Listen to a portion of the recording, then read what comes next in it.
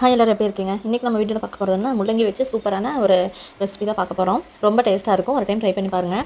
Okay friends, கடாயில் எண்ணெய் ஊற்றிட்டு எண்ணெய் காஞ்சதுக்கப்புறம் கொஞ்சம் சீரகம் போட்டு சீரகம் பொரிஞ்சதுக்கப்புறம் 2 பெரிய வெங்காயம், 4 பல் பூண்டு, கறி லீவ்ஸ், அதுக்கப்புறம் 3-4 பச்சை மிளகா வந்து உங்கள் காரத்துக்கு தகுந்த மாதிரி போட்டுக்கோங்க.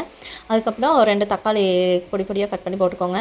போட்டுட்டு நல்லா வணங்கினதுக்கப்புறம் நம்ம கட் பண்ணி வச்சுருக்கிற முள்ளங்கி இது எல்லாத்தையும் போட்டு அந்த எண்ணெய் கூட நல்லா மிக்ஸ் பண்ணி விட்டுக்கோங்க. மிக்ஸ் பண்ணி விட்டதுக்கப்புறம் நமக்கு தேவையான அளவு தண்ணி ஊற்றிக்கோங்க. முள்ளங்கி வேகிறதுக்கு தண்ணி ஊற்றிட்டு உப்பு போட்டுக்கோங்க.